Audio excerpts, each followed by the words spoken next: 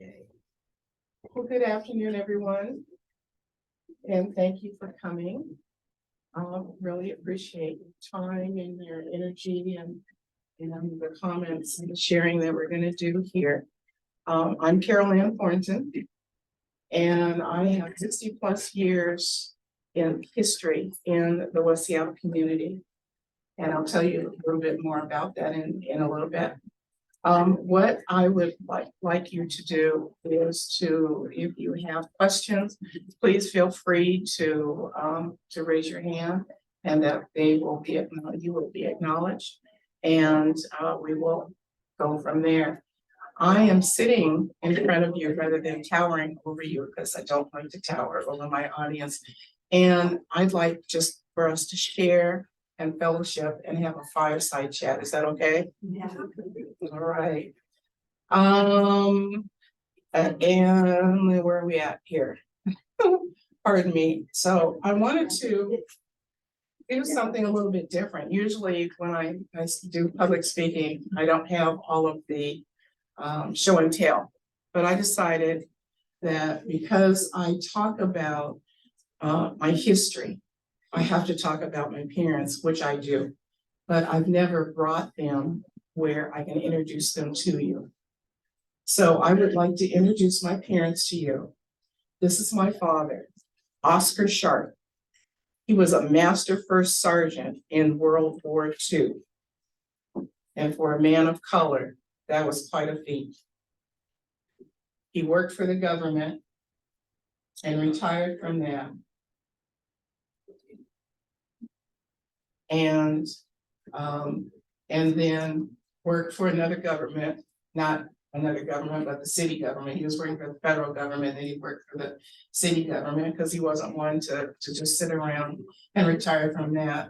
And then on top of that, he started doing like an access bus where he picked up children and seniors and took them to their medical appointments and things like that. He was very active in the community as well.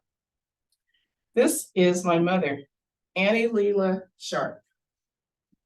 And she was a nurse. She owned and ran her own nursing home. And she was a community activist as well, and stood up for our community and did a lot of wonderful, wonderful things. She was a seamstress like nobody's business. She could look at something and just go get the fabric and the notions, the needles and what have you, the thread and all of that.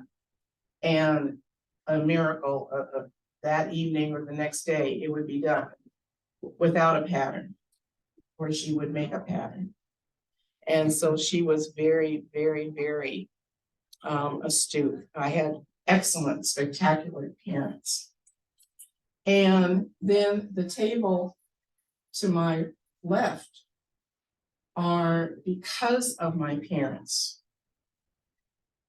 integrating me and us out here in this community in 1962 to get a quality education that was not afforded to me in the central area, where I had my fourth grade teacher, Mrs. Lamb, who was Caucasian, found out that I was studying and doing homework at home.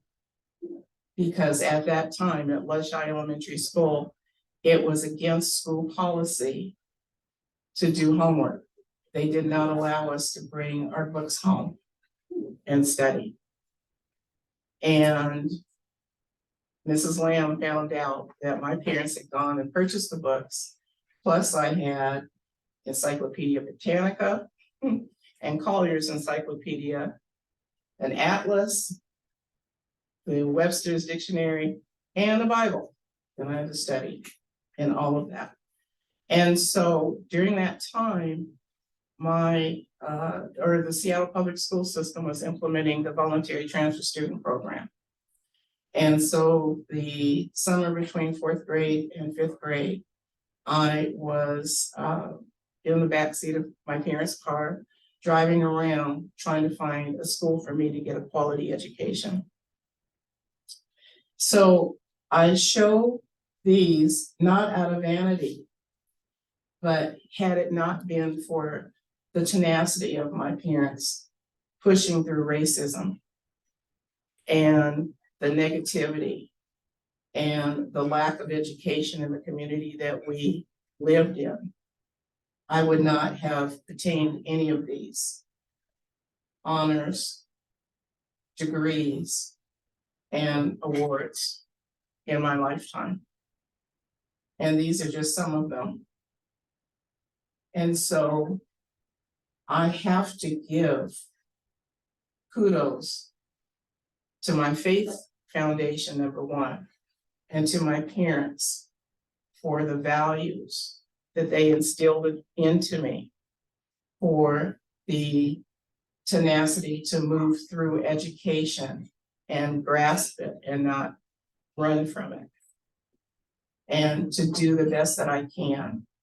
I wake up every morning wanting to make a positive difference in the lives of those that come before me. I am starting my 30th year as a domestic violence legal victim advocate and counselor. And so I deal with turmoil on a daily basis with my clients and callers. But had it not been for my family, my parents, I'm an only child. So if it had not been for them, Annie and Oscar, I would not be here before you with this testimony to share with you the values. So I'd like to instill upon, or not instill, but share with you how we came to West Seattle community. My parents were looking to purchase a second home, and they were looking at Mercer Island at the time. We're talking in the early 60s. So we were talking some serious racism and stereotyping and all of that at that time.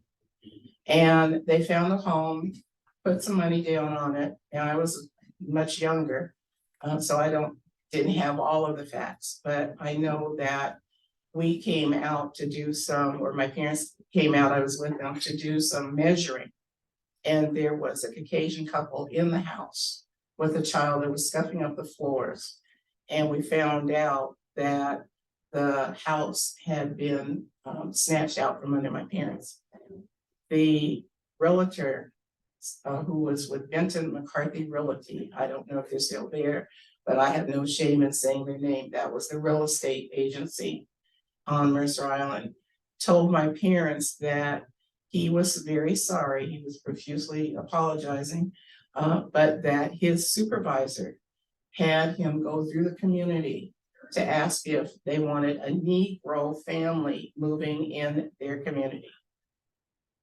And that's how they snatched that house out from under my parents. So they were still looking for a second home. They already owned a home, but they were still looking for a second home. And at that time, I had already been enrolled at Alki Elementary, which that's a whole nother story I'm going to get to. But I went to school with the Morrison children, Kathy, Colleen, and Christine, and at 5000 Beach Drive Southwest. And Mr. Morrison offered my parents a private sale. And all my stars, Beach Drive fell apart, literally fell apart. They sent out a petition to keep us away from there. People moved out because we were moving in, and the Morrison's dog was poisoned because of us and the color of our skin. We stayed in that, and that was in 1968. We stayed in that house until I sold it in 95, when after my parents had passed, my mother passed in 78 and my dad passed in 90. And my sons and I left, moved into that house until 95, when I realized that my children, my male sons, who were children of color, were at grave danger. And I wasn't willing to risk their safety and their lives by staying in that house. And I had to give it up because all kinds of things were done. People would drive up into the driveway and park in my driveway and start cutting holly trees and the flowers and just load up their cars. And I'm standing on the porch watching them, and no respect to come to the door and ask, can we have some of your holly for Christmas? Or do you mind if we have a flower or two? But just blatantly come and just take what they thought that they wanted. They would throw garbage, all kinds of things into the yard. They would call us out of our names. At one point, my oldest living son broke his leg, and my car had broken down, and so we had to take the 37 Alki to get to where for me to get them to school and me to work. And so he was in a wheelchair.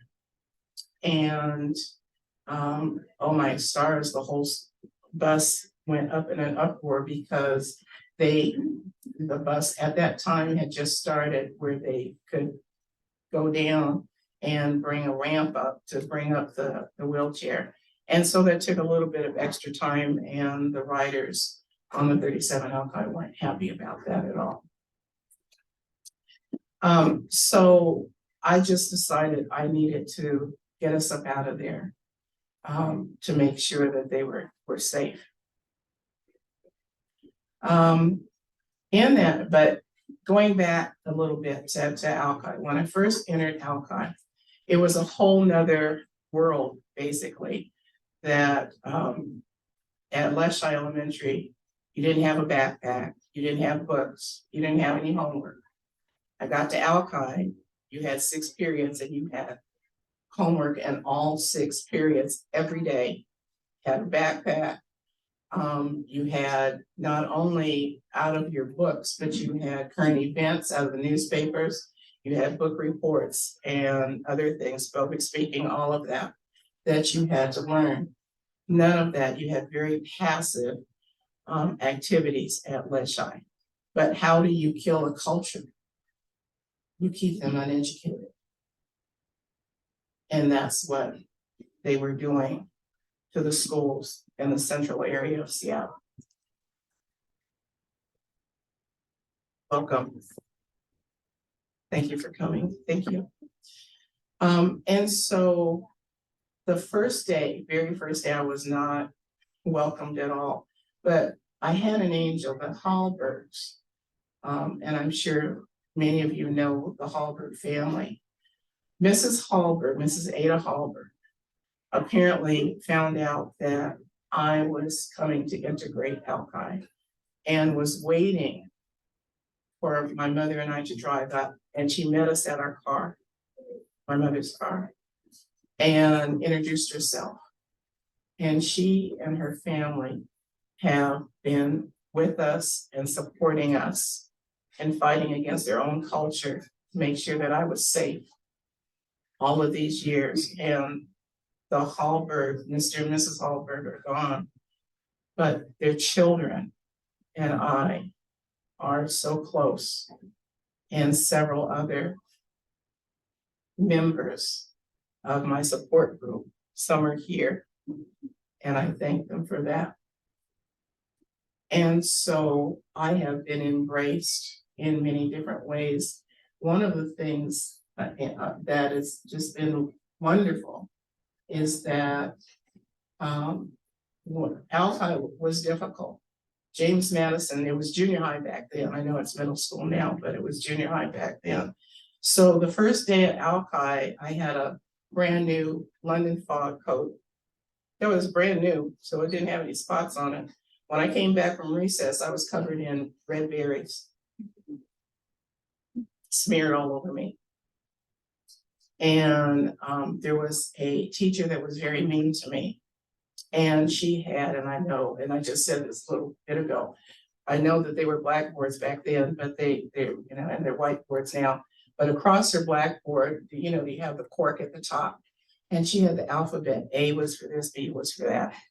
She had N was for Negro, the cause of the Civil War. And she had very disparaging depictions of people of color with bones in their nose and plates in their lips and all kinds of very ugly, ignorant depictions of people of color on her. That's what she was teaching. It was in her classroom on her corkboard above the blackboard, right in front of the classroom. So we got through Alki, but in 6th grade, we had the big earthquake. Amen. And so we had to, be shuffled off. Where did they shuffle me to? High Point School. Okay, so I'm a girl of color going from a black school to an all-white school, being bused back to a black community. I wasn't welcomed anywhere. It's like, why am I here? Why am I there? Folks are just all over the place, but I'm still here. I got through it. And so then got to junior high. Junior high got pretty good. And one of the things that, I say all the time, because I played clarinet from 4th grade all through high school. And the music was a connection that is universal. And it connected me to a lot of different things and a lot of people and my classmates and all of that. And so by the time I got to junior high, I started getting apologies from my classmates. I'm so sorry that I did this. I'm so sorry that I said that. And, so forth and so on. And that was healing and, as well. So then I got to high school, and I don't know what happened over the summer, but I seemed to get really popular in high school. And I had a ball in high school, West Seattle High School. I had a ball. I'm trying to tell you. I was so active. And in my junior year, I was voted in as the Master of Arms of the concert band.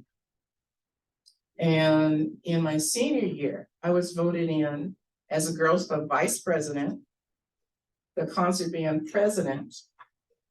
And in 1971, when the Rotary Club did not allow women or people of color into their organization, I was honored by the Rotary Club, West Seattle Rotary Club, y'all, as the April Girl of the Month. And I have the plaque up here to prove it, except they messed up and they put March, but it was the April Girl of the Month because I have the certificate. This is April Girl of the Month. And a pin that says the same thing, April Girl of the Month. And that was from an organization that didn't allow me as a woman or as a person of color. So I had 2 strikes against me and they still voted me in. So I just, and I graduated with honors. Did you have a question? Oh, and so I had a ball in West Seattle High School. And then just last spring, my locker partner and I, bless her heart, Karen, she and I have kept in touch all these years. And she was blowing up my email. Congratulations, congratulations. It's like, congratulations for what? And she said, you have been nominated and voted into our Alumni Hall of Fame. And I said, excuse me? And she repeated it.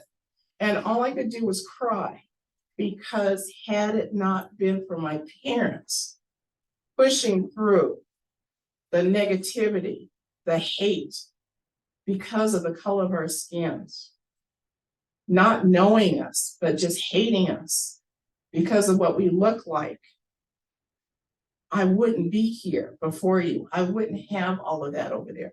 I wouldn't have that honor. And I'm told that I am the first person of color to receive the Hall of Fame honor in the 100+ year history of the West Seattle High School.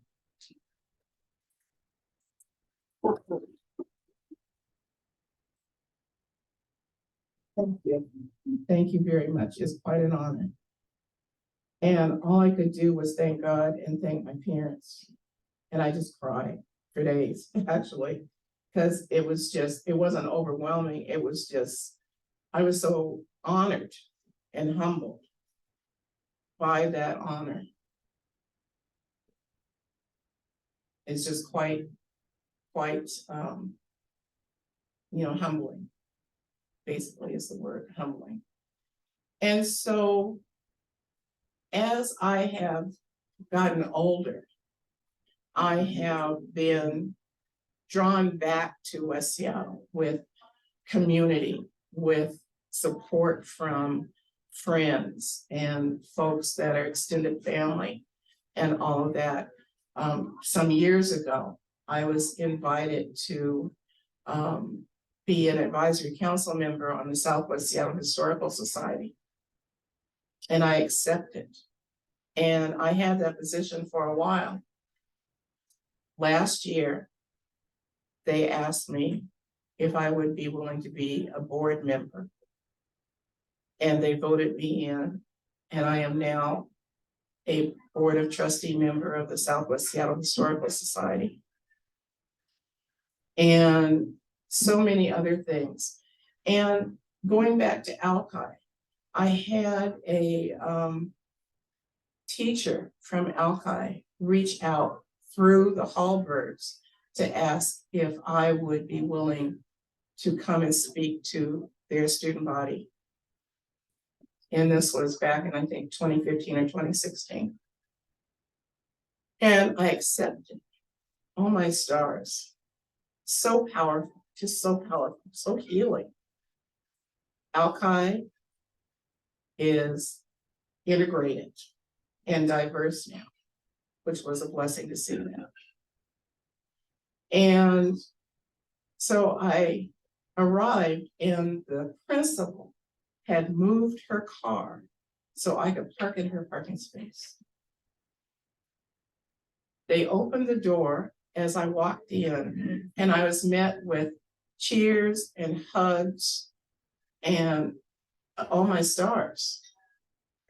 It was not my experience. They didn't have any red berries in their hands. But they had love in their hearts for me. And it was like, oh my goodness. And then I was there all day, and I spoke to each class individually. We were in the library. And so they had me set up and they had me wired. So I was sitting down and I couldn't, move around and all. But the children were sitting on the floor. And the more I talked, the more they scooted toward me. Like they weren't afraid.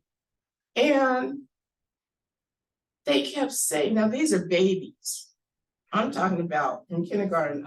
They're babies. And they're saying, weren't you afraid? Why did they do that to you? Why did they treat you that way? I'm so sorry that they did that to you. If I had been there, I wouldn't have let them hurt you like that. Babies, these are out of babies' mouths.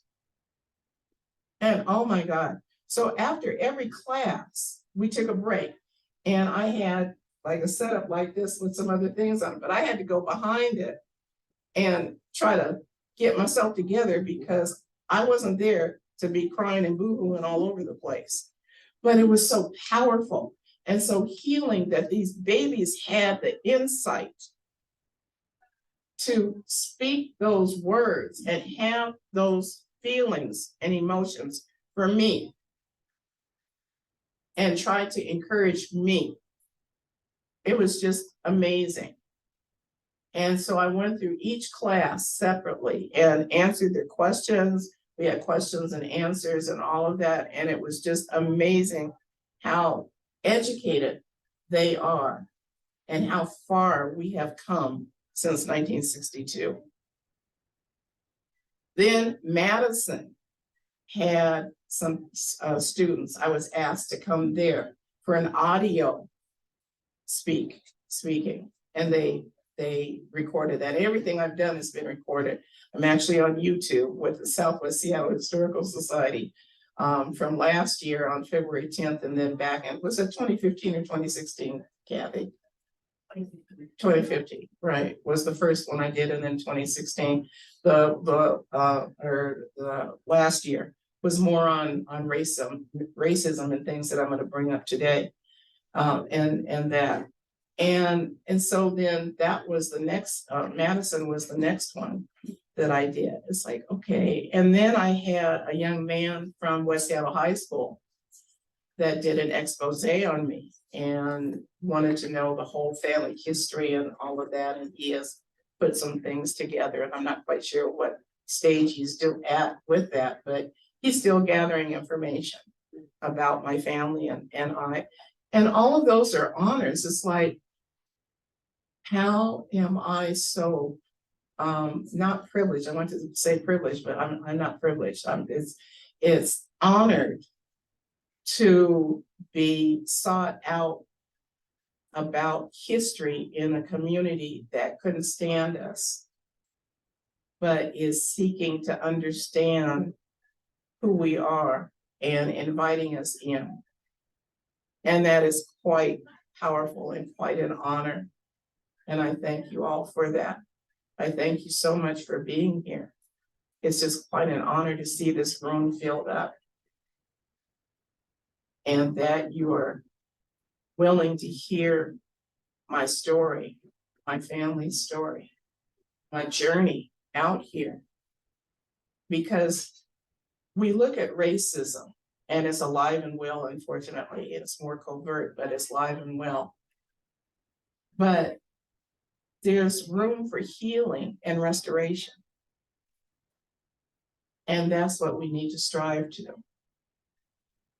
And I'll get to that.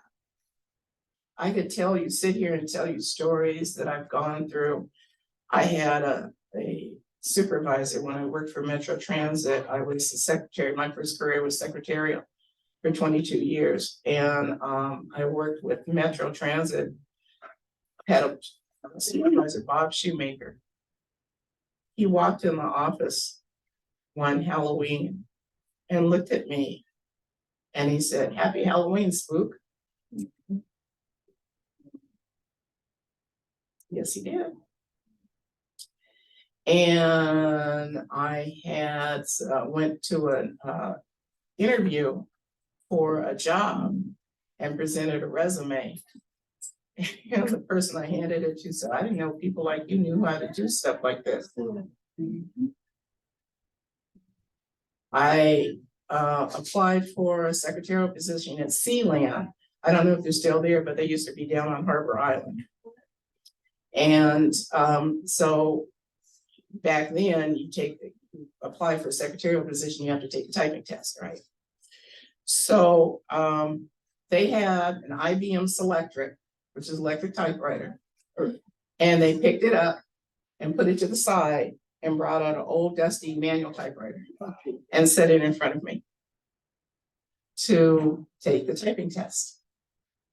Well, I did 88 words a minute on a manual typewriter. My parents taught me I could do anything I wanted to do. I pushed through it. And I didn't have to ingest the negativity somebody throws at me. And so the supervisor then came at me when I got the job and came at me. "I don't know why people like you get jobs like this." And very, very, very mean-spirited. And so it was something that, it happened on a regular basis, it happened on a daily basis, but it didn't kill me.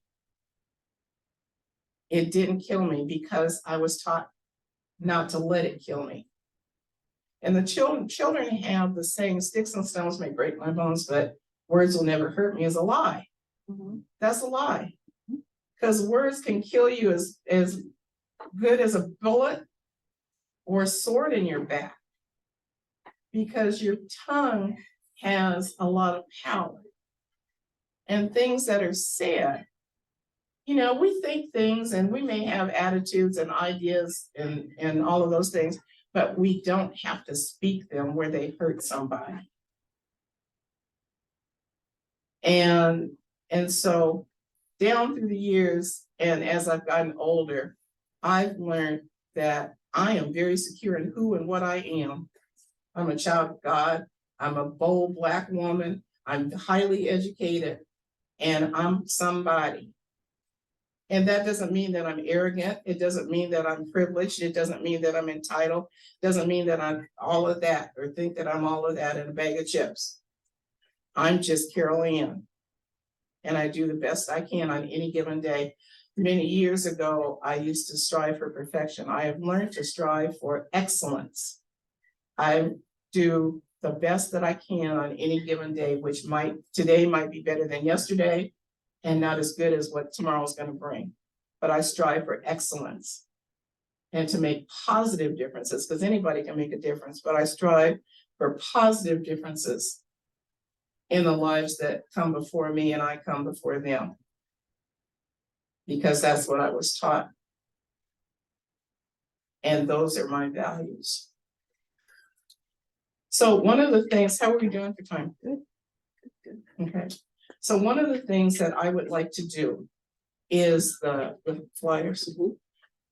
I have, it's not an exercise, it's information for each of you to reflect on, both here while we're here, and when you get home. It's something for you to share with friends and families and foes as well. It's a teaching tool. It's a introspect tool. So what I would like to do, with your permission, is to give you 5 minutes or so, 5 to 7 minutes, to read through that. And then I would like to entertain if you have comments or questions about what you're reading. Is that okay? Yellow. Yes. All right, amen. Just because I have a microphone doesn't mean I do all the talking. Thank you.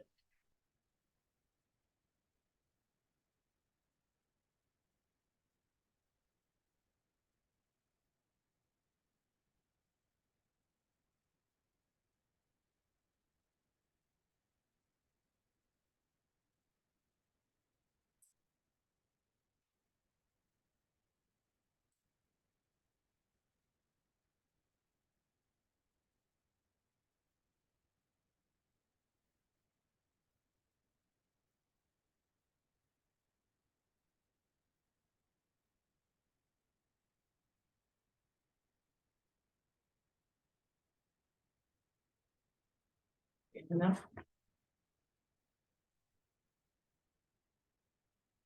5 minutes. 5 to 7 minutes. Yeah, 5 to 7.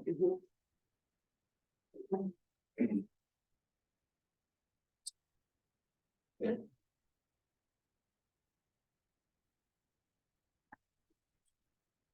Yes. I'll say this is a really good thing.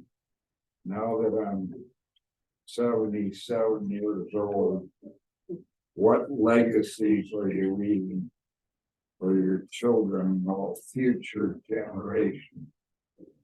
And I got a ton of legacies. As I got older, I kept thinking back over my life, and I succeeded here, there, so many things that I can leave behind. So I don't have children, but I have nephews and nieces, and I try to leave for them. Look, I did this, I did that. I succeeded in this, that, the other thing. I got a little pin here. 50 years as an attorney at law. It's wonderful. Yeah, that was a big honor for me. I couldn't believe it was 50 years, the way time goes by. But there are so many things, and I served in Vietnam in the war, and Thank you for your service. combat, you know. And I survived that. I don't believe I survived it. I think back and this is part of my legacy. And then so many things in my life are my legacy. And it is so important to leave behind a legacy for future generations. That's all I got. Well, thank you for sharing that. Yeah, when I'm thinking on this terms, along with what you've said, I'm also thinking about what legacies do we leave about our ideology, our biases, our stereotyping. Are we passing those along? Are we there doing positive things? Are we doing negative things? Are we instilling negativity and hatred? Or are we instilling love and restoration and acceptance, non-judgmental, and those types of things? So, but what things that you have done have embraced that, sir. And so thank you so much for your service in the military. Thank you for your service in the legal system.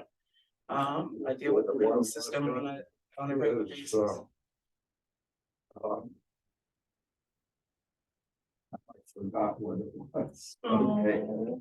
You'll remember. Well, when you remember, let me know. I see a hand in the back. And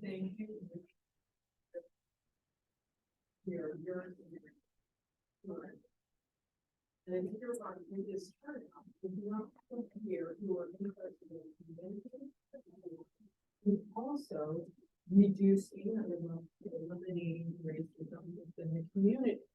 But how can we take from those experiences that you've had, not just as a child, but even right now, within the places that you are, lack of a better term, plugged into, that we can make it different for the community, for the children here? Because when I hear you say that education, school is a big one.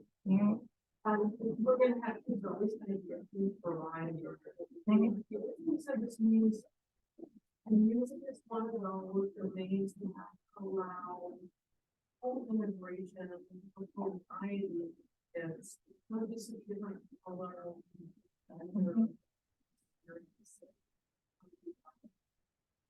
But maybe if I'm thinking that too far, or maybe there are other experiences you have with your sons, if we can build so not just with ourselves, but helping our young people.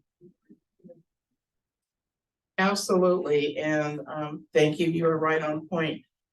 The biggest thing and the easiest thing to do is to open ourselves up to having those difficult conversations. Just like an addict, until you acknowledge that something needs to be changed, you're not going to address it. Until you acknowledge, or someone acknowledges that there's a problem with stereotyping, biases, racism,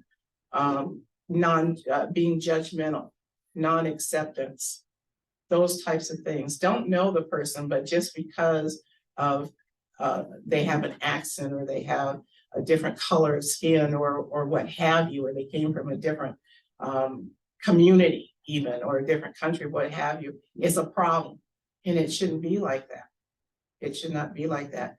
Having those difficult conversations and understanding that if you ask me a question, I'm going to give you my life experiences. It doesn't mean that it's yours. And so, even though it's not yours, it's disrespectful for you to cut me off and say, oh, never mind, that was in the past. We don't want to, because you just shut me down. So if you don't want the answer, don't ask the question. And so it's really imperative that all of us, because we're all the same. We're just talking about we all bleed the same. We all cry the same and so much more. We're all the same. We are of the human race. We are all the same. And so it's just like crayons. They're all the same, but they're all different colors. But we like the crayons. So why can't we apply that ideology to each of us? And so it's having those conversations that promote healing.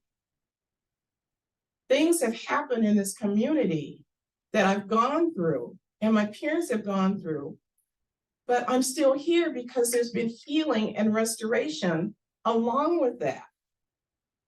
And forgiveness, because with healing and restoration comes forgiveness. Forgive ourselves and forgive others.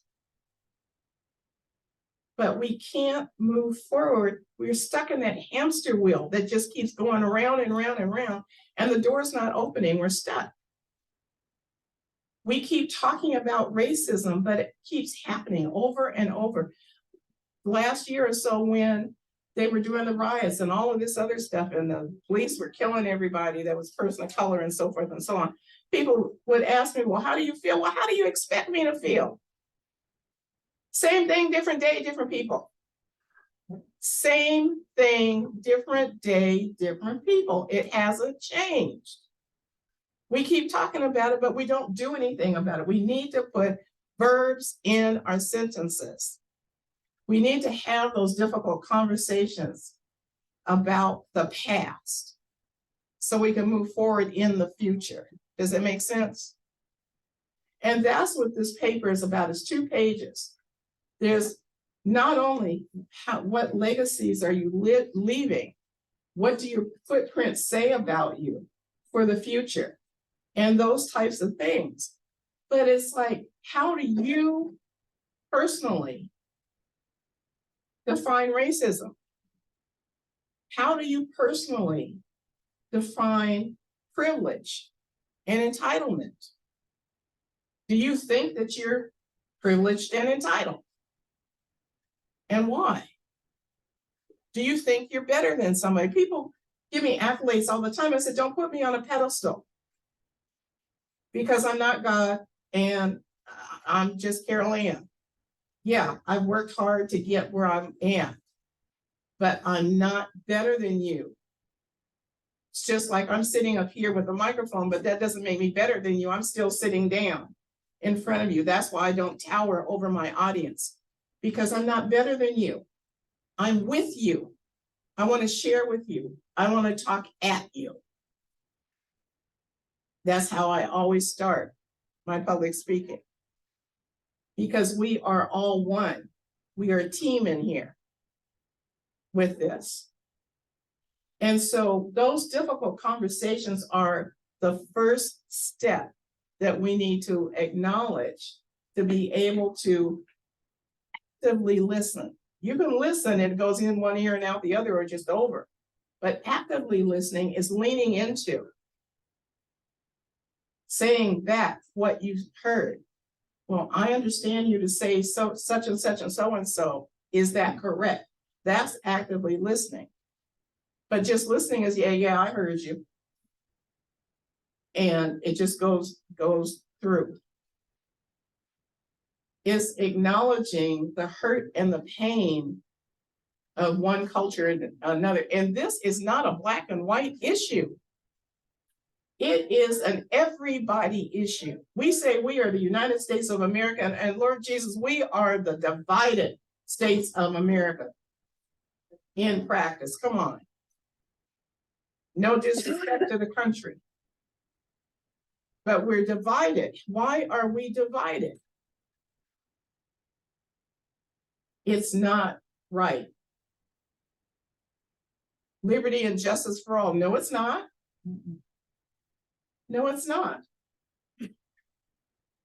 24 of the 30 years I've been doing this domestic violence work, I have been in the prosecutor's office, in court on a daily basis. And I could tell you some things going on in court. Racism, sexism, just unbelievable. I can have the same scenario, put it before 5 judges and get 5 different rulings. But the law is in black and white. So why do I have 5 different rulings? because we're human and they're using their filters and their life experiences to make a ruling. It's very subjective. I deal with my clients that have to deal with court, and it's subjective. It's not objective, which it should be. I'm sure you understand that, sir. You've got 50 years as an attorney. So that was a long answer to your question. Did I answer it? I think we're. I grew up in. I grew up in immigrants. And that's what I guess I'm looking for is, it's really hard to change it. Still, their experiences, their life experiences. And in those integrated situations is where those friendships develop, understanding. It breaks down the ideas of racism where they never develop because you already have on experiences. And I guess that's what I was looking for is how do we make that environment? I don't think we can change adults. Maybe I'm being too negative, but I think the children, the environment they develop for our young people, and it needs, and this is my coming from me, it's the experiences that allow you to do things across cultural divides as a group. Because when you, and I use your music experience because you're making music together. Every instrument here, it didn't matter what the sticks on their was, musician. Right. So to me, that's the kind of environment that I think helps. Well, I hear you. And there's several pieces to that. So getting the schools to teach real history, correct history would be a great first step in the schools, because I wasn't taught about my culture. My culture was listed as they like red, they like loud music, and they're all on welfare. I remember Alki had, it was, I can't remember the name, I was just talking to Kathy about that, but a day where you wore your heritage clothing or what have you. And I told my mom I didn't feel good and I stayed home because 1962, what was I supposed to wear? There wasn't anything that was specific to my culture at the time. But the schools, as far as the children go, the schools need to ante up and have the correct history about all cultures, because all cultures are here in the country. And so we need to have more productive and correct history.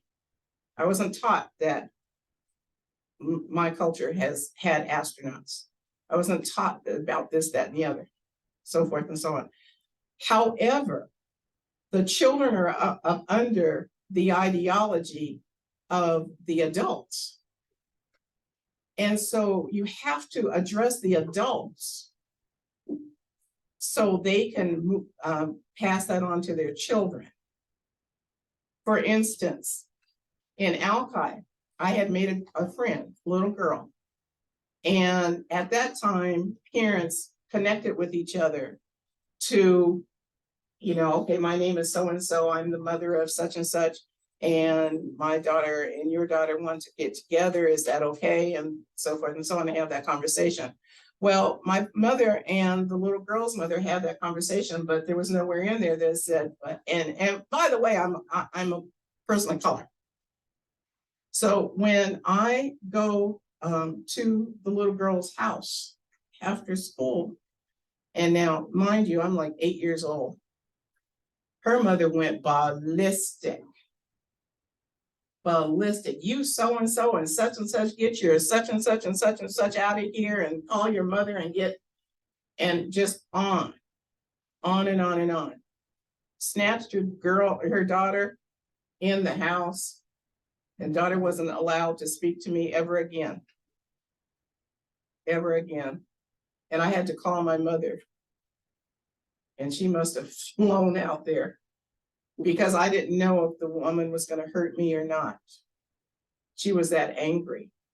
But she did all of that in front of her daughter. So the daughter didn't have anything against me, but the mother did. And so what did the mother just teach her daughter? And so we have to address the adults, the parents, as well as the children. You can teach children that they'll ingest it and they'll be fine, but the parents can kill that. So it's a package deal. Does that answer your question? Did it answer your question? Yeah, no, Okay, okay. And so I saw a hand over here. Yes. I just wondered if you could, the practicing objectivity versus subjectivity, empowerment versus invalidation. Can you talk about that more? What that's happening? Well, objectivity is that you are open to new ideas. Just because it's not your story doesn't mean it's not my story. And just because it's not your life experiences doesn't mean it's not mine. And so when you ask me a question and I give you an answer and you scoff at me, it's invalidating my life experiences because that's what I live. I'm not talking from all of this. I'm not talking from a book. I'm not talking from a fairy tale. I'm not talking from a movie. I'm talking about just 5 months shy of 70 years of living it on a daily basis. Does it make sense? Yeah. Subjectivity is when, it's just whatever. You already have it in your mind, what you're going to do, what you're going to say, how you're going to think about it, all of that. And so it's subjective. And then validation versus invalidation is, again, what I just said. If I'm saying something or somebody else is saying something, you're not accepting me because you have it in your brain what you want to believe, irregardless of what I say. Does it make sense? Yeah, it does. Okay. Thank you. Did I answer your question? You did. Okay. And I saw a hand over here somewhere. Yes. Can I ask your opinion? What did you think about what President Biden said during his speech when he talked about what Black folks are told when they're stopped by cops driving their car? I missed that. I'm sorry. You missed it? I stay really busy. I do a lot of community work, and I work full time and I'm in school and all of that. So I have a lot on my plate, so I don't do a lot of TV. I liked it. I think a lot of people like it because, What did he say? well, he was talking about racism and he was talking about, well, a variety of things, but part of his speech was how Black people are treated. I think this was after the murder of the kid in Memphis. Speaking of which, there were, Yeah, there's things that I had to say to my children as growing up that none of you have ever had to think about saying and teaching to them. So it's important that he said it, and Yeah. apparently other people thought so too. And then if I told you that my opinion when when all those Black cops killed the Black kid, I said, great, white and Black, they're the same. Black cops, white cops, shit, I mean, not all cops are bad, but these guys, were beyond disgraceful, evil, nasty, but they were just like a bunch of other cops. And so I said, what's the difference? And that's true. Some of the highest perpetrators of domestic violence are police officers and firefighters I didn't know about firefighters. and the military, because they have such stringent careers, and it's my way or the highway, especially with police, and they got a gun, and you can't shut it off like a light switch when you open the door and come into your house. And so there's a lot of that in domestic violence. I see you in the back. And so my sons, when they got older, told me something, especially my oldest living, he said that he had, because kids have certain types of cars, and it seems like you know, sometimes they're a lot of the same looking car and all of that. And he would tell me that he would get pulled over for no reason and pulled out the car and at gunpoint, face down on the ground. I had no idea, In this town? Yeah, Oh, in Seattle, yeah. not in West Seattle, but in Seattle, Yeah. in Renton and all of that. And I've been very blessed. I've never had to go to the crack house or the juke joint or the tavern or anywhere to look for my children. They've never been in jail. They've never had any problems. So I had good kids. I was very, very blessed. And so for them to be stopped just because of their color and pulled out and put at gunpoint, face down on the ground. I had no idea. Now, you know, I would have gone ballistic, but I had no idea. And I'm like, why didn't you tell me? Because I knew you'd go ballistic. And my youngest said the same thing, you know, that he had some problems. And so, and that's what I was afraid of out here in the between 90 and 95 because of the disparity that went on. My son, my oldest living son applied for, there was a cleaners on the end of, what is that, Admiral and California Avenue. He applied for a job there. He told him, no, you can't work there, you're Black. Oh, that's terrible. And when I was in high school, applied to, was it Modern Care down there on Admiral, just going down the hill? They told me I was too fat and too Black.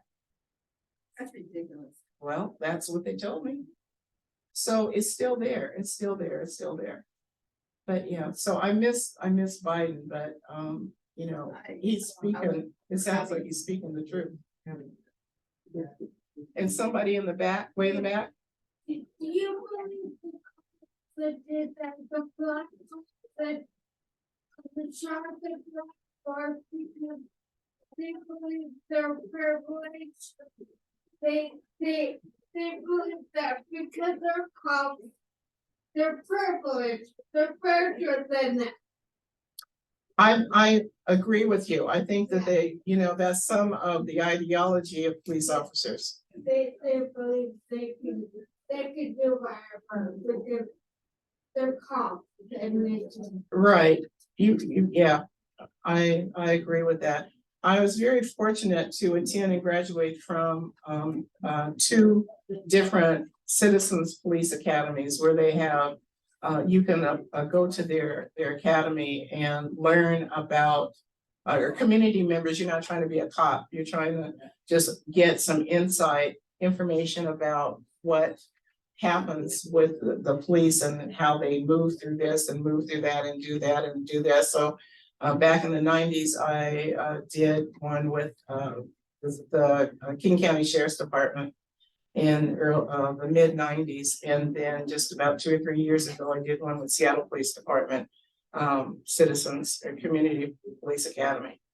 So you learn some insight, but yeah, you have the Good Old Boys Club. And even though there's females in there, you still have the Good Old Boys Club in many different venues, not just with the police, but they have that. Having a gun and a you know stick and all of these other things could give you some sort of power, you know, think that you have some kind of power that you don't really have, or you know, what have you.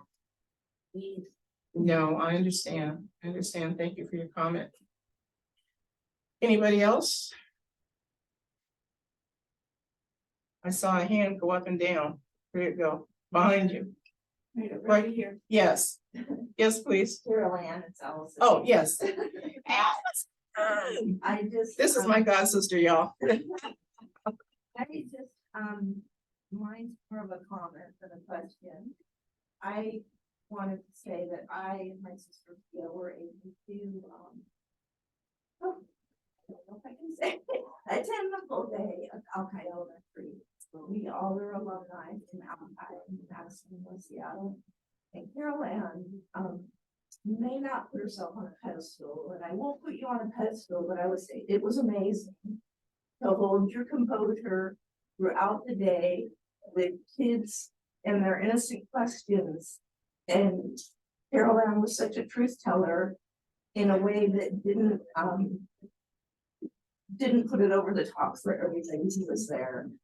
The teacher who also organized this event grew up in apartheid South Africa, and is an unusual soul in his own right. And he's a white boy. His father had dealings there with the government, and it just was one of the most moving days all day long. She went, and it was amazing and draining, a lot of energy and uplifting as well. And I don't know that I've ever thanked you enough for that. It was great.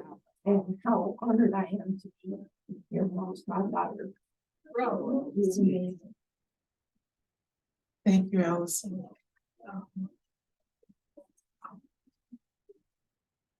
Yes, my mother was honored and asked by Mr. and Mrs. Hallberg to be the god sister of their last child, which is Allison. And she is my god sister. That's a good word. Yeah. And I'm quite honored. Yes. First of all, thank you for being here, from my who I am, the color of my skin. I think, oh, the great that got to be a truth there, you know, it's amazing. I wish that the day where it's not separate. I'm really curious in my studies now, you know, what you're feeling of what kind of reparation would be most effective now. Would it be patient, you know, I don't know, I'm ignorant about that, but it's coming up and I want to learn more about it. Well, I could be silly and say I'm still waiting for my 40 acres and a mule plus interest. But the reality is that, again, the difficult conversations, the forgiveness on all sides, the healing on all sides, the restoration for everybody, the acceptance for everybody. Those are pieces that have been missing for so long.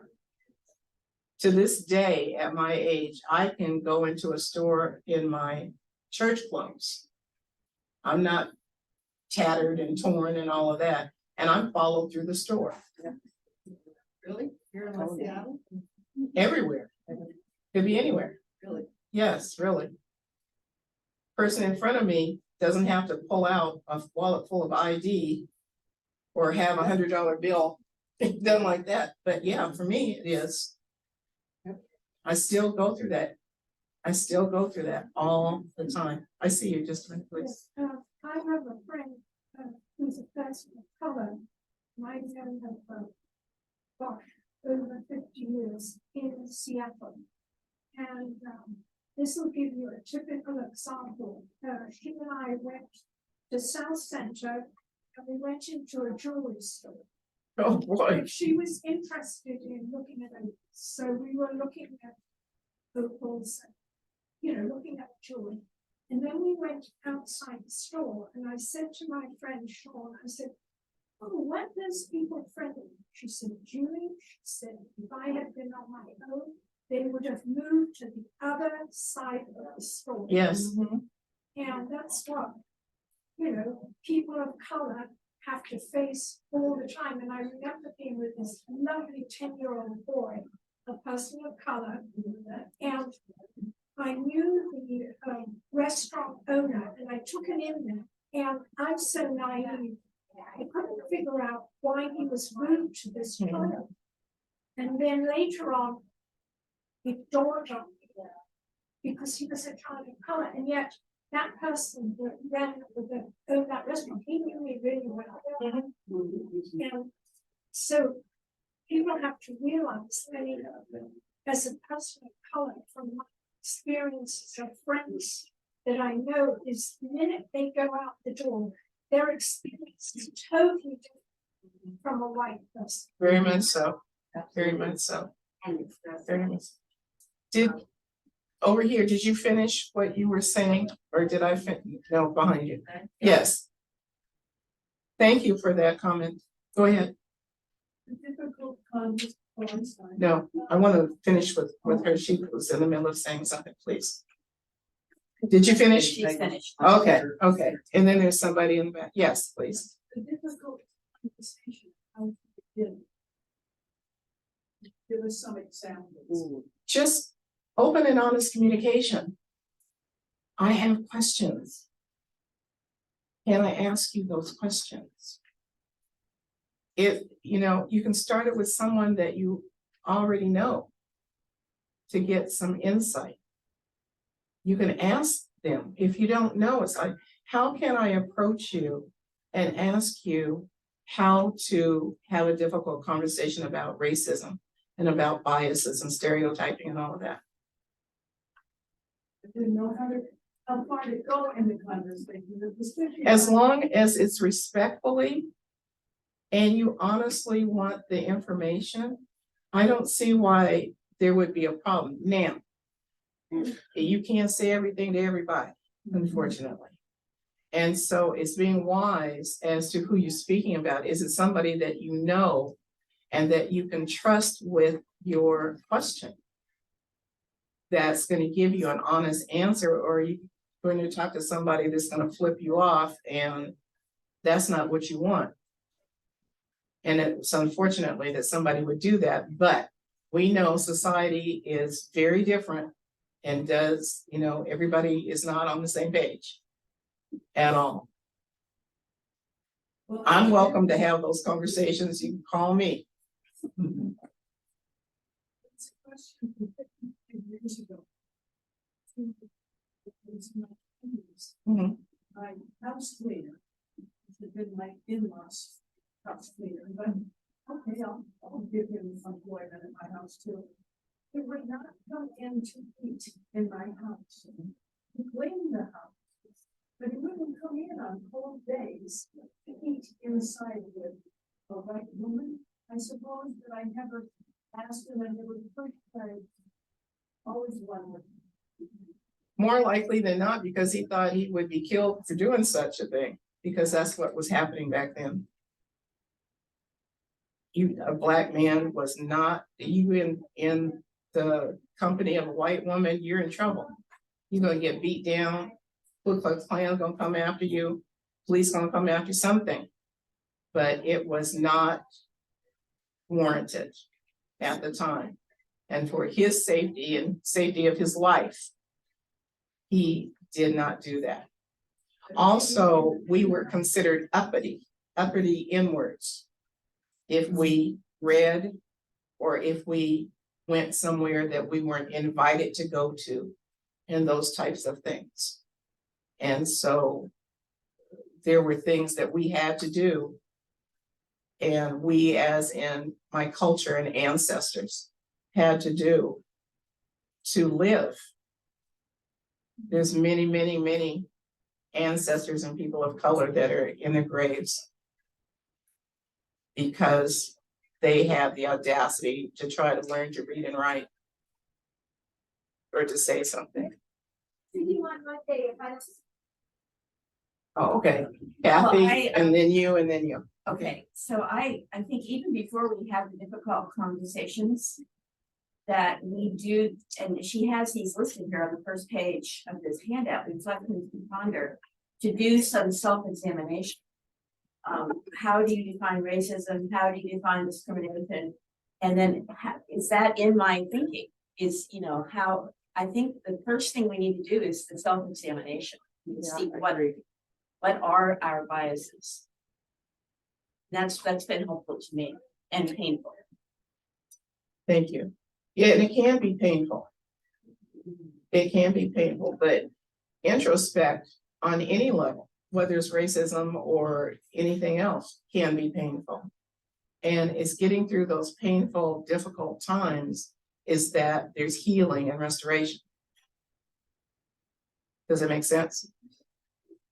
Someone over here? Yeah, I Yes. have a couple of things. One, the definition of racism, I used to think it meant you were the type of person that would burn crosses on people's lawns. It's only been in the last month, I don't know, recent past that I realized I've been raised in a racist system. I don't intend to be racist. Now I like to think maybe I'm a recovering racist because I'm a lot more aware of the privileges I've had and the blindness I have. That's one thing. Then the other thing is difficult conversations also need to happen between white people who can gently, hopefully, tell each other, show each other where the blind spots are. But we do experience a lot of defensiveness when we do that. Still think it's really important work. And the other thing, the last thing is I really love Howard Thurman in Jesus and the Disparative when he talks about normal experiences of fellowship and like your musical experience where you have something in common. If you have an experience with someone who's different from you, you have an investment in that person and their people perhaps that can shed some of the blindness you do. Right. Thank you. Thank you. Everybody that's spoken over here, right? Somebody over here. Yes. I just had a question, being a female girl going down versus if you had been a boy, you talked about your boy's experience living down Beach Drive. How do you think that affected you and how can we raise our boys now to be successful like you? When I feel like there's more prejudice, racism against boys and girls. Am I wrong or am I right? I don't know. There's more, in my opinion, in my experience, there's more racism against Black men and boys than there is about Black girls and women. And I attribute that to there's a fear of our culture. And I don't necessarily know exactly why. But there's always been a target on the men's back, the boys' back. Unnecessarily so, but there's always been a target. And like I said, I've had to teach my sons and say things to my sons down through the years. And to this day, one's 45 and the other one's 40. And I still have to say things to them because of the color of their skin in this society. There's things that they have to be aware of, covert things that they have to be aware of. In this society, you know, it's not as free as the government wants us to believe it is. And it's certainly not as united as our pledges say it is. Yes. Well, I just, I always, I'm from West Seattle, born and raised, lived my whole life. And I like my little bubble. I don't want to go to Florida. I don't, and to see how they're trying to change the school system in Florida versus my bubble here. And I know that I'm blind to my little white bubble too, but at least I feel like we're trying. and I guess I just don't know how do you take care of yourself first and then your community first and then you go out to the States and then you go out to the world. How do we live in the same country as Florida and still have hope for our country, for our society? And we'll quit killing Black people for nothing, I don't know if that's ever going to stop. Unfortunately, I mean, it's been going on for centuries. I don't know if that's ever going to stop. But it's changed. Yeah. Has it really? Yeah. But it's think- not just white, like I said again, it's not a black and white issue. No. You're right. It really is not. I mean, it started that way, but it really is not. We have so many other cultures in our society that are, the Asians are talking about how they're being, killed and blasted and all of that. And, I mean, so many, all the cultures. This is a cultural, we need some cultural acceptance, cultural recognition, all of that. I used to teach that when I worked for the tribe. I was always going to Pierce College and teaching some of the students, some of the classes and all of that. And I would have cultural competency as part of what I was talking about, because I was talking about the difference between Anglo law and tribal law, and the different pieces of that, and tribal culture versus Anglo culture. And so there's a cultural competency. Are we willing to be open to understand what it means to be a Black woman? Are we willing to understand the different pieces of being a Filipino? There's differences in our cultures. It doesn't mean that we're different and we're off somebody's planet. It means that we were just raised different, and we have different ideologies that we can all come together and share, rather than shut down and say, oh. Did I answer your question? I think the big thing is, and it's, everybody says it, it's respect.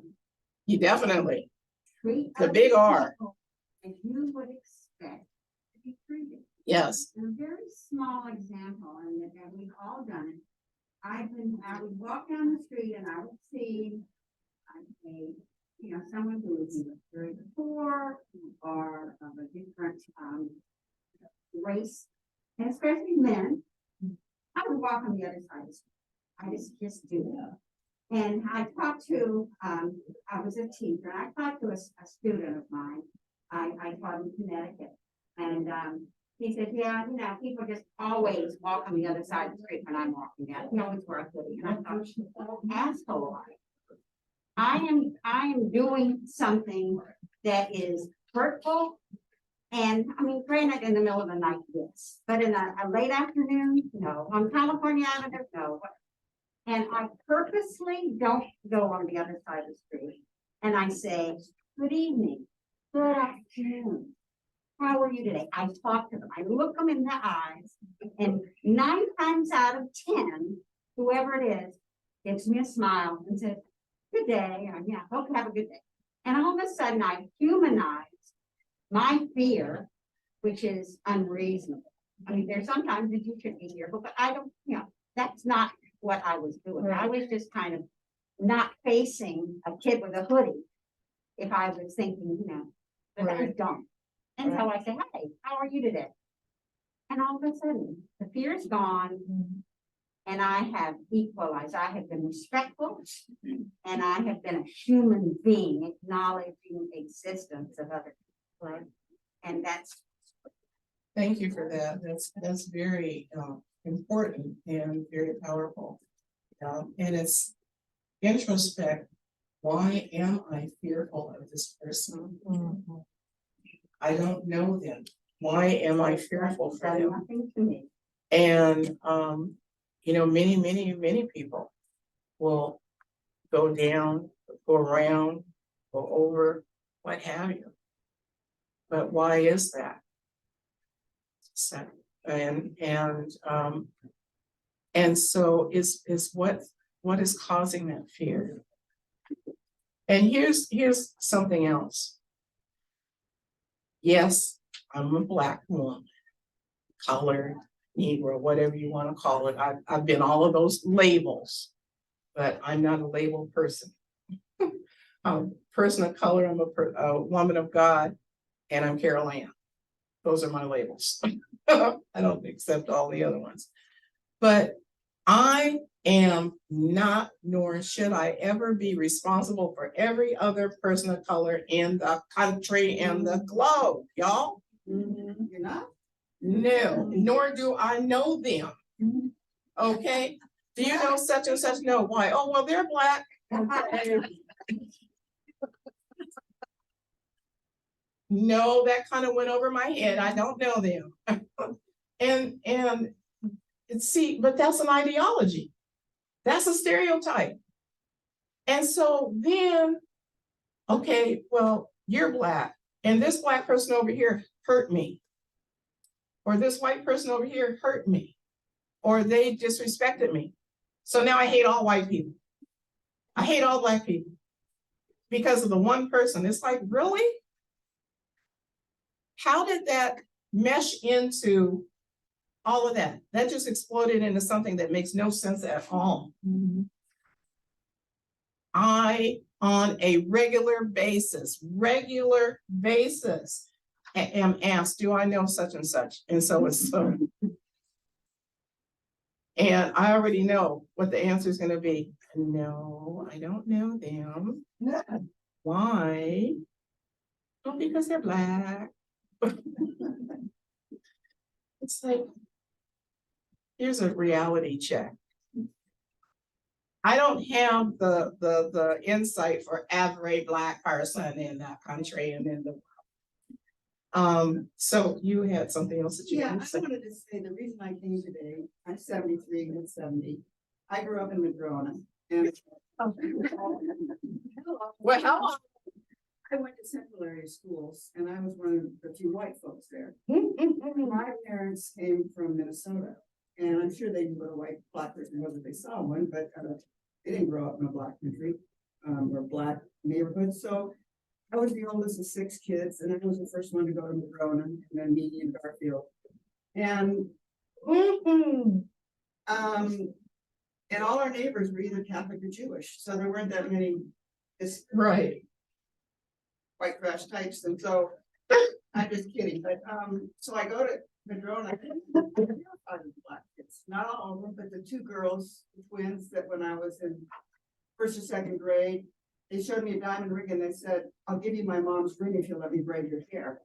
And I said, "No, I don't want your mom's." I mean, I didn't say it like that because I wasn't as mouthy as I am now, but I said, "No, I'm not going to take that ring, but you can braid my hair." And I had real long blonde hair.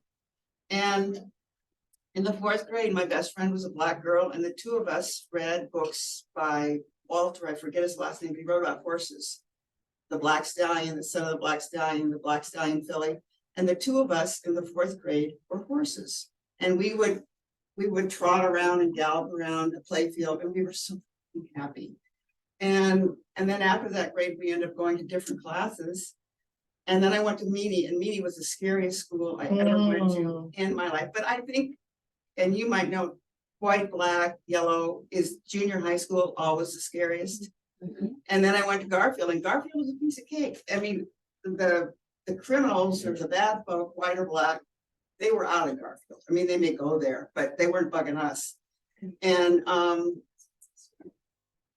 I was in a literature place that did the newspaper, and the woman was Mrs. Hundley. She was a Black woman, and her husband was Walter Hundley, and there's a park named after him. This woman was so intelligent, and she was so intelligent. And we had to read a book, and I had read a book about maybe a Black and white kid dating, and I showed her this book, and I said, "Mrs. Hundley, you know, this is a good book." And she looked at me and she said, "Allison," she said, "I don't judge a book by its cover." And then, they used to say the first white school I went to was University of Washington. And we were fortunate in Madrona because there were people, all different kind of folks living there. So our next door neighbors, the guy was a professor at University of Washington. He was born in Hungary. His family moved here when he was 5 years old to Chicago. They kept getting kicked out of apartments because they didn't have the rent, but he was extremely smart. And he ended up going to the military, marrying somebody, going to University of Chicago and getting a PhD, and then coming to Seattle. And he was our next door neighbor.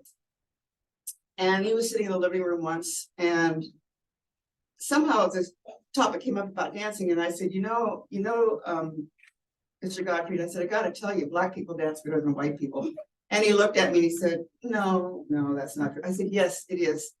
And I said, "I see it. I see these, the people that do the, during the football games, the cheerleaders." I said, "They kick ass." I said, "You look at the white ones, they're so stupid. You never do that shit. But look at Garfield, look at Meany. It's killer." He said, "No, I'm sorry, you're wrong." And he wasn't angry, but he just said, "You're wrong." And this was the #1 member of the ACLU in Washington State. And years passed. I went to San Francisco. I ended up in Valdez, Alaska, because my brothers were working on the pipeline, just through a fluke. They didn't go up there to do that, but they did, and then I ended up going there because it sounded so interesting. And I was in this little tight white town called Valdez, Alaska, no lights, 100% white, not very many native people there. And after a year or two, I went to Anchorage with a friend of mine, went to a bookstore, and I just saw this interesting book and I bought it. It was a paperback. It was by somebody called Toni Morrison. And I read it and I thought, God, this is me. This is me. This is where I grew up. And I wrote her a letter and I said, I'm living in Alaska. I'm living in Valdez, and nothing seems at home as much as your book. And she wrote me back with just a couple of sentences, polite. And so the older I get, I mean, I always realized that I was fortunate in a way to go to mixed race schools because then I'm comfortable in a way. And I have a niece that married a black guy this summer. He's from Kenya. And it was just a marvelous wedding. And then they had another wedding in Kenya, and my brother and her brother flew over too. And so I'm now, whenever I see anybody, I want everybody to know, just like you do, color crayons. But you know, I can't wait if they have a baby. I'm gonna be that baby's godparent, whether I am or not. I'm gonna kick anybody's ass. So, you know, when I saw that you were gonna speak here, I said, I'm gonna go listen to that woman talk. And a very racist thing I'm gonna say is you are so articulate. Oh, You are so. Thank you. No, you are, but I mean. Did you expect me not to be? No, it's not that. It's just like. And then one of my other questions I was gonna ask you about Trevor Noah and Barack Obama. Trevor Noah is so goddamn smart, but I guess he could never run for president because he wasn't born here. But he is so intelligent, and he put his TV show so that he could go around the United States and perform. And he ain't scared. He'll go anywhere. He goes to tiny towns, big towns. He goes anywhere. And he's always appropriate. And that's fascinating. And so, and the last thing I was going to say was about your sons, 40 and 45. Their life is different than yours. So maybe, and it is good that you talk to them. It's great that they know you love them and you got their back. That's the best thing you can do for them. But their experience as a 40-year-old and a 45-year-old would be different from yours. Right. A little bit. And that's good. It's not great, but things have gotten somewhat better. I don't think they have. No, I don't think they have. no. I don't think they have gotten better. It's It's just. really, it is really the same. It really is. It hasn't changed. It's the same. I was very surprised when we came back out here in the 90s. I was so upset and discouraged. I said, I thought I broke these color barriers in 1962 up to 1971. Wow. And I thought it was better. And we came back out here. It's like, it's the same day. I mean, same stuff, different day, different people. Really? But it's the same, exactly the Well, when same. you talked about going grocery shopping, I couldn't believe that. I mean. Oh, yeah. Oh, yeah. I don't break out $100 bill. And it's like everybody goes in the meltdown. What? It's like, okay, but you didn't do that with the woman in front of me. But every single time. Yeah. Yeah, very much so. And I threw it back. If it's not real, we're all going back to the bank because I just got it from the bank. I get hanky sometimes. I'm sorry. Authenticity is not good. Want to, throw out all your ID and stuff. It's irritating. You're used to it, but it's irritating and it's not pleasant to experience it. It wears you down. It does. It wears you down. I remember there used to be a Safeway store on 23rd and Jackson in the central area of Seattle. And again, my mother had a nursing home, so she had money. And we went to the Safeway store and she pulled out $100 bill to pay for her groceries and they wouldn't accept it. They would not accept it. There's a Starbucks there now that just closed, but that's 23rd and Jackson. And Yep. I just hate that. Right there on the corner. I can't remember it because it's right across from Promenade 23 right now, but it was a Safeway store and right next to it was Walgreens. no, it was a Welch hardware store. Was the name of it right across, or right next to it, they were connected. And they refused, I remember that very vividly, I was a little girl. They Oh, that's refused to accept their awful. $100 bill. That's just They terrible. didn't want to. I've had that happen to me. I've had that happen to me many times. I just think that's awful. Or they won't accept a check. They won't accept your credit card. It's like, well, what do you want? You to get out of our store. That's bullshit. I mean, or they'll follow you all through the store. It's against the law. What are you doing? What are you saying? And they still do it. Believe me, they still do it. I can go in jeans, I can go in sweats, I can dress like this. I can dress coming from church.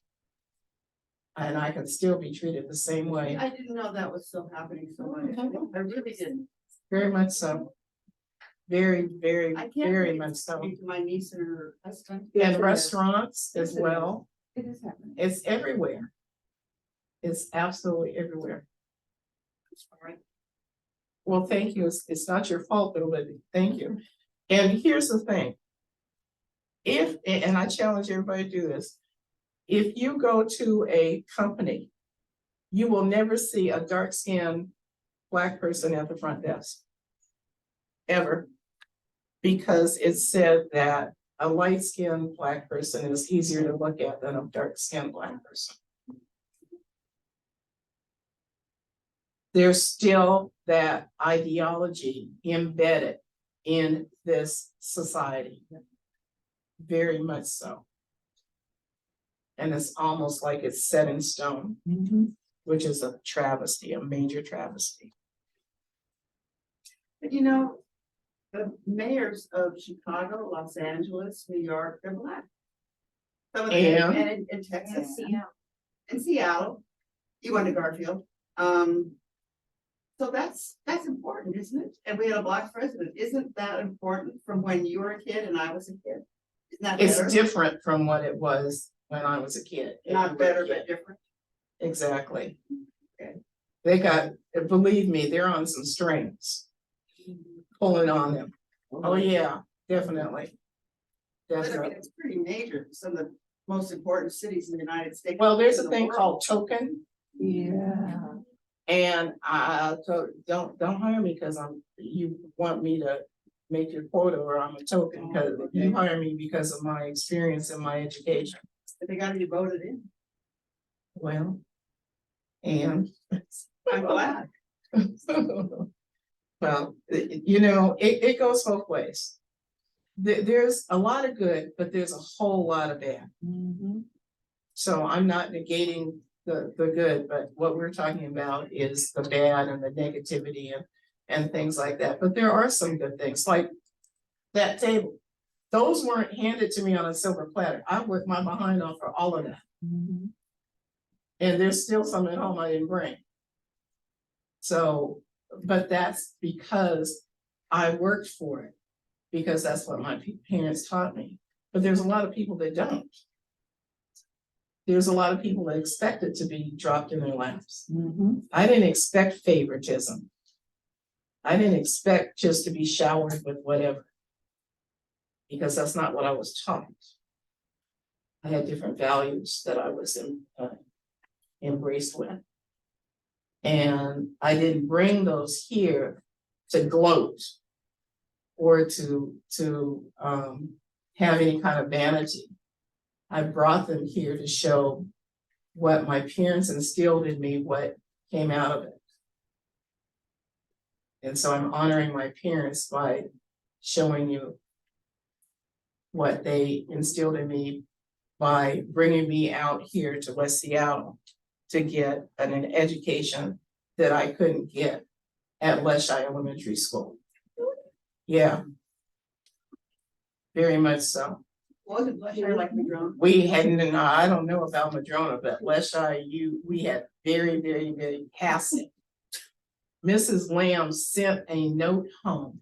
And because I had the gift of gab even then, I thought that I was in trouble for talking too much. And so I hid the note for a couple of weeks, and I finally got the wherewithal to bring it out. And it was saying that it was against school policy that I was studying at home. And it was unfair to her, the teacher, and unfair to the students that I was studying and doing homework at home.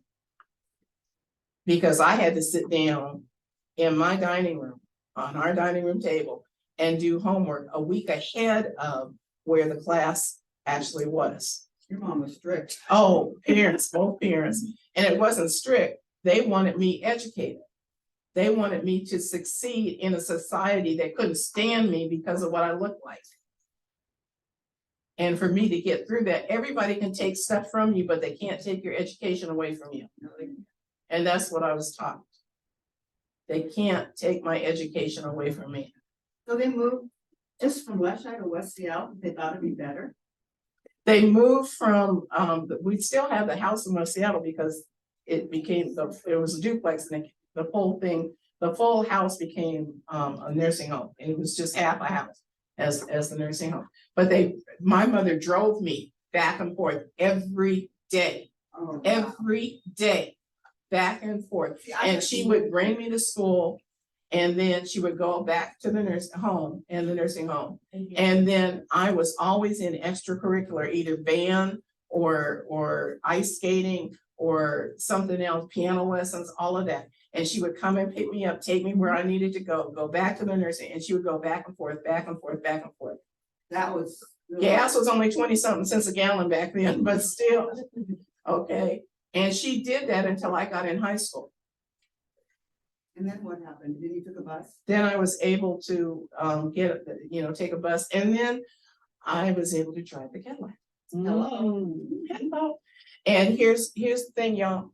Now, you talk about privilege, entitlement. I didn't have that ideology, but I was able, because I was popular and I was in leadership, I was able to park in the faculty parking lot. In West Seattle? At West Seattle High School. I parked in the faculty parking lot with my mother's Cadillac. It was a 1963 sedan DeVille, all white with red leather interior. Dang, he's going like that. I'd sell it for a lot of money. Boy, I put that down there in the student parking lot. They were too raggedy down there at the time. But I had a girlfriend, Donna Swarba, and her parents had a Cadillac. So we both drove our Cadillacs and we both parked in the faculty parking lot. We had a teacher at Garfield who had a Cadillac and he was very proud of it and we thought he lived in it, you know. It was the only Cadillac around. It was any odd teacher. Right. But yeah, that was my go-to. It was. I had an excellent time in high school. Excellent. I loved high school. Yes, I did. Yes, I did. We just had our 50th reunion. It was very nice. So yeah. So anybody else have any other, or what are we doing for time? I think we're about done. Okay. Yes, other comments or. Are there any last comments or questions or anything? I think we're coming to our, yes. I'll just say that I assume that's your father. This is my father. Yeah. And if he's in the army. He was a master first sergeant in World War II Right. in the army. And that was the big equalizer for me.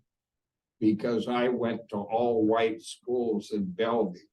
Mhm. Not a single black. Mhm. Then I know got it into wasn't the out of army Bellevue. and I was yelled at and everything by colored people. And then they were all around and big equalizer. That's interesting. Anybody else have any last thoughts or comments that they want to bring? I appreciate you being here. Thank you. Thank you so much. Thank you.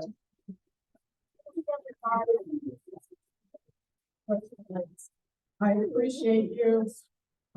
Please feel free to reach out to Nancy in the senior center.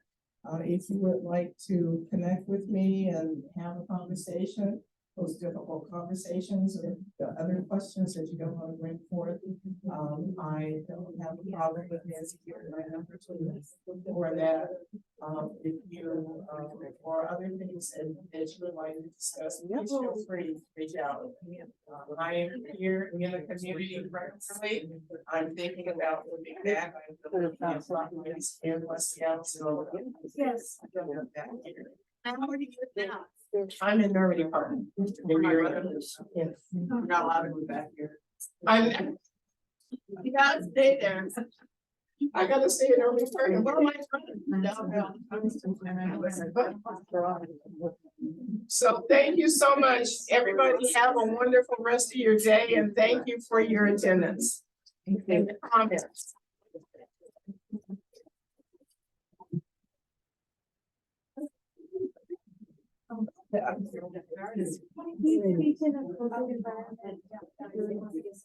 I speak to whoever is asking me to come. I do. I do a lot of public speaking and then I do a lot of trainings as well. Oh, okay. Yeah.